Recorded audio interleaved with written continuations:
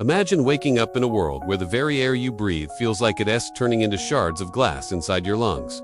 A place where the wind doesn't just blow, but screams with a ferocity that can strip the skin right off your face in seconds. In the late 1800s, out on the brutal, unforgiving plains of South Dakota near the small settlement of De, a man named John Schmidt lived a life that most of his neighbors found, frankly, a bit ridiculous. While other pioneers were busy expanding their acreage or gossiping at the local general store about the rising price of wheat, John was obsessed with a project that made him the laughingstock of the county. He wasn't building a bigger house or a taller silo. Instead, John spent every spare second of his daylight hours digging a massive deep trench that connected the back door of his humbled cabin directly to the heavy timber doors of his barn. To the hardy folk of the Dakota Territory, this seemed like the ultimate act of laziness, or perhaps a sign that John had finally cracked under the pressure of the isolation. They watched from their wagons as he hauled away buckets of dirt, sweat pouring down his face, even in the autumn chill. And they mocked him openly, calling his project Schmidt's Folly or the lazy man's ditch. They couldn't understand why a grown man would spend months of backbreaking labor just to avoid a 50-yard walk through the snow. John, however, was a man haunted by a specific kind of fear born from watching the sky. He had grown up hearing stories of the White Death, those sudden blinding blizzards that could turn a clear afternoon into a tomb in less than 10 minutes. He knew that, in a real Dakota howler, a man could get lost between his own porch and his well and freeze to death just 6 feet from his front door. So, he kept digging. He didn't just dig a ditch. He reinforced it with heavy timber, topped it with thick sod, and created a subterranean tunnel that stayed a constant, earthy temperature regardless of the wind above. His neighbors, like the boastful Miller brothers who lived just 2 miles down the trail, would ride by and shout jokes, asking if John was planning on becoming a prairie dog or if he was hiding from the sun. They bragged about their own strength, claiming that a real man only needed a sturdy rope tied from the house to the barn to survive a storm. John would just tip his cap, wipe the dust from his brow, and keep shoveling, his eyes always darting toward the north, watching for the specific shade of bruised purple that signaled the end of the world was coming. He knew something they didn't, or perhaps he just respected the land more than they did. But as the winter of 1888 approached, the atmosphere began to change in a way that made even the oldest settlers feel a chill in their bones that had nothing to do with the temperature. The air turned eerily still in early January. A silence so heavy, it felt like it was pressing down on the rooftops of De. The temperature began to dropping from a manageable freezing point to levels that the local thermometers were even designed to measure accurately. Then, without a single word of warning from the horizon, the sky simply vanished. It wasn't just a snowstorm. It was a wall of white ice that moved at 60 miles per hour, instantly plunging the world into a chaotic, screaming darkness. This was the legendary schoolchildren's blizzard. And as the mercury hit a terrifying -$60 circ XF with the wind chill, John Schmidt realized that his folly was no longer a joke.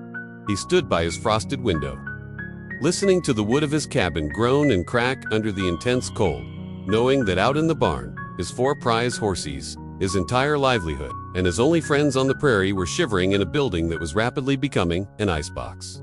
He looked at the front door, which was already being barricaded by a drift of snow 10 feet high, and realized that if he tried to go outside, he would be dead before he reached the gate. But as he turned toward the small, trapdoor-like entrance in his kitchen floor, he felt a flicker of hope that no one else in the county had that night.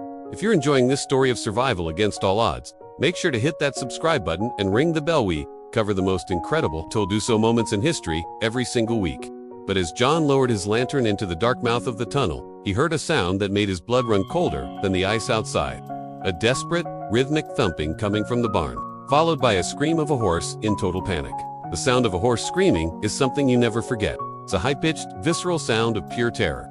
John knew that at $Y circ, text $. The moisture from the horse's own breath would be freezing into ice masks over their nostrils, effectively suffocating them while they stood in their stalls. He scrambled down the wooden ladder into his hand-dug tunnel, the smell of damp earth and cedar beams greeting him, while the wind outside was literally tearing the shingles off his roof and creating a roar like a freight train. The tunnel was strangely, eerily silent. It was a pocket of the world that the blizzard couldn't touch. As he ran through the narrow passageway, the lantern light flickering against the dirt walls, he realized for the first time just how deep he had gone. He had built this tunnel to be 4 feet wide and 6 feet high, and as he moved, he could hear the faint, muffled thrum of the storm passing overhead, like the sound of a distant ocean. He reached the heavy oak door that led up into the barn's floorboards and heaved it open. The transition was instant. The barn was freezing, though not as deadly as the outside, and as horses Barnaby, Belt and the two colts were huddled together, their coats covered in a thick layer of frost. The horses were terrified, their eyes rolling back in their heads as the barn walls shook under the pressure of the gale. John didn't waste a second. He began rubbing their flanks with dry straw, trying to get their circulation moving, but he realized the barn's insulation was failing. The wind was whistling through the gaps in the logs, and the temperature inside was dropping fast. If he didn't do something, they would be dead by morning. This is where John's madness truly paid off. He didn't just use the tunnel to get to them. He had designed the tunnel with a small alcove halfway through where he kept a cache of grain and, more importantly, a small venting system that pulled a tiny bit of warmth from the earth itself. He realized that the only way to save the animals was to do the unthinkable. He had to lead 4,000-pound horses through a narrow, dark dirt tunnel into the area directly beneath his house. It sounded like a recipe for a cave-in, a disaster that could bury him and his animals alive. But as he looked at Belle, his lead mare, whose breathing was becoming labored and shallow, he knew he didn't have a choice. The process was an agonizing test of trust. John had to blindfold the horses one by one using old burlap sacks so they would unpanic at the sight of the dark, cramped hole in the floor. He spoke to them in a low, steady voice, his own breath hitching in the cold. As he guided Belle down the ramp he had carved months ago, the horse hesitated, her hooves clicking nervously on the timber. But John's scent and his calm whispers pulled her forward. One by one, he managed to get all 4 animals into the tunnel. It was a tight fit. The horses' warm bodies were practically touching the earthen walls, but something incredible happened. The collective body heat of 4 large horses, combined with the natural insulation of the earth, caused the temperature in the tunnel to rise rapidly. Within an hour, it wasn't just survivable, it was actually warm. John sat there in the dirt, leaning against Belle's warm flank, listening to the absolute carnage happening just a few feet above his head. He thought about the Miller brothers and his other neighbors.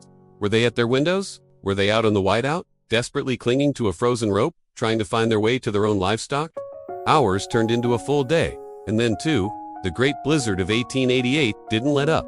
John shared his meager rations with the horses, feeding them grain and handfuls of snow he melted over a small candle. He was trapped in a tomb of his own making, but it was a tomb that was keeping him alive. However, on the second night, a new sound began to filter down through the ceiling. Not the sound of wind, but the sound of something heavy dragging across the floorboards of the barn above. Then, a frantic scratching. Someone or something was trying to get in. John grabbed his pitchfork, his heart hammering against his ribs. Had the storm driven a predator into the barn? Or was it something much worse? As the scratching intensified, John realized the sound wasn't coming from the barn door. It was coming from the very roof of his tunnel, near the midpoint, where the ground was supposed to be the thickest. The scratching wasn't a wolf or a mountain lion. As John watched, a section of the sod ceiling near the tunnel's entrance crumbled away, and a frozen blue-tinged hand reached through the gap. John leaped up and pulled the person down into the warmth. It was young Peter Miller, the teenage son of the very neighbor who had mocked John the most. The boy was nearly dead, his clothes frozen stiff like boards, his skin white with advanced frostbite. He had been sent out by his father to try and save their cattle, got lost in the whiteout within seconds, and had literally stumbled over the slight mound of John's tunnel. He had collapsed there, and his fading body heat had softened the frozen earth just enough for him to fall through a weak spot in the sod. John immediately wrapped the boy in horse blankets and used the warmth of the animals to bring him back from the brink of death. For the next 24 hours, the tunnel became a makeshift hospital, a stable, and a sanctuary, all at once. John Schmidt, the man who was too lazy to walk through the snow, was now the only reason the Miller family wouldn't be burying their eldest son in the spring. When the storm finally broke on the third day, the scene that greeted the survivors was one of pure devastation. The Dakota Prairie was a graveyard. Thousands of cattle lay frozen in the fields, standing upright where they had died. Dozens of people had perished, many of them found just feet from their own doors. When the search parties finally made it to John Schmidt's farm, they expected to find a frozen ruin. Instead, they found John and Peter Miller climbing out of a hole in the ground, followed by 4 perfectly healthy, warm horses. The Schmidt folly was no longer a joke, it was a legend. The story spread through the territory like wildfire. People traveled from miles away to see the tunnel that had defied the White Death. The Miller brothers, humbled and tearful, didn't just apologize, they spent the following summer helping John reinforce the tunnel with stone. And then they went home and started digging tunnels of their own. John Schmidt's story is a powerful reminder that what looks like madness to the crowd is often just the foresight of a man who understands the stakes. He didn't build his tunnel because he was lazy. He built it because he knew that nature doesn't care about your ego or your toughness. In the face of a -$60 circ, Tech's $F wind, the only thing that matters is preparation. Today, the site of John's farm is part of the vast, quiet landscape of South Dakota. But the lesson remains. He saved his horses, he saved his neighbor's son, and he saved his own life. All because he was willing to be the crazy man for a season. It makes you wonder, in our own lives, what are the tunnels we should be digging today? What are the warnings we re-ignoring because we read too worried about what the neighbors think? History has a funny way